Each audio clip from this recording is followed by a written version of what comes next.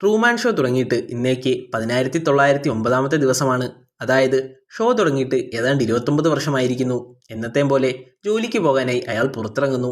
പുറത്തു വെച്ച് അയൽക്കാരെ കണ്ട അയാൾ അവർക്ക് ഗുഡ് മോർണിംഗ് വിഷ് ചെയ്യുന്നു. അതോടൊപ്പം ഇന്നിനി അയൽക്കാരെ കാണാൻ സാധിച്ചില്ലെങ്കിൽ എന്ന് കരുതി good afternoon, good evening, good night എല്ലാം മുൻകൂറായി വിഷ് ചെയ്യുന്നു അയാൾ.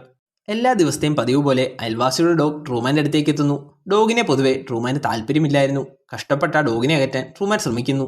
ഉടൻ തന്നെ ഡോഗിന്റെ ഉടമസ്ഥൻ അങ്ങോട്ടേക്ക് എത്തുന്നു. എന്നാൽ ഉടമസ്ഥന്റെ കയ്യിലുള്ള വേസ്റ്റ് ബിന്നിലും ഒരു ക്യാമറ ഘടിപ്പിച്ചിരിക്കുന്നു. ഈ ക്യാമറയെല്ലാം ട്രൂമാനെ നിരീക്ഷിക്കാൻ വേണ്ടി ഘടിപ്പിച്ചിരിക്കുന്നതാണ്. അതിനുശേഷം ട്രൂമാൻ കാറിൽ കയറി ഓഫീസിലേക്ക് പോകാൻ തുടങ്ങുന്നു. പെട്ടെന്ന് ആകാശത്ത് നിന്ന് എന്തോ താഴേക്ക് വീഴുന്നു. ട്രൂമാൻ അടുത്ത് ചെന്ന് നോക്കിയപ്പോൾ അതൊരു സ്റ്റുഡിയോ ലൈറ്റ് ആയിരുന്നു. ഐലൻഡ് തന്നെ ഒരു സ്റ്റുഡിയോ ആണല്ലോ, അതുകൊണ്ട് തന്നെ എന്തോ ഒരു അബദ്ധത്തിൽ താഴേക്ക് വീണതാണ് ആ ലൈറ്റ്. എന്നാൽ അതെന്താണെന്ന് ട്രൂമാന് മനസ്സിലാകുന്നില്ല. തുടർന്ന് അയാൾ കാറിലൂടെ ഓഫീസിലേക്ക് പോകുന്നു. കാറിൽ വെച്ച് ലൈറ്റ് താഴെ വീണതിനെപ്പറ്റി ഒരു ന്യൂസും കേൾക്കുന്നുണ്ട്. അതായത് ഐലൻഡിന് മുകളിലൂടെ പോയ ഒരു ഫ്ലൈറ്റിൽ നിന്ന് ഒരു സാധനം താഴേക്ക് വീണുവെന്നും അതുകൊണ്ട് ആർക്കും കുഴപ്പമൊന്നുമില്ല എന്നും ന്യൂസിൽ പറയുന്നു.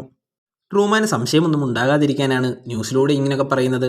ട്രൂമാൻ കാണുന്ന കാര്യങ്ങളൊന്നും റിയലായിട്ടുള്ള കാര്യങ്ങളല്ല. ചുറ്റുപാടുമുള്ള ആളുകളും ട്രൂമാന് കിട്ടുന്ന വിവരങ്ങളുമെല്ലാം ഫേക്കാണ്. എല്ലാം റിയാലിറ്റി ഷോയിലെ ഡയറക്ടറുടെ പ്ലാൻ അനുസരിച്ചാണ് നടക്കുന്നത്. 24 മണിക്കൂറും റൺ ചെയ്യുന്ന ഷോ ആയതുകൊണ്ട് തന്നെ ഇതിലൂടെ പണമുണ്ടാക്കാനായി കുറേ കാര്യങ്ങൾ അണിയറ പ്രവർത്തകർ ഷോയിൽ ചെയ്യുന്നുണ്ട്.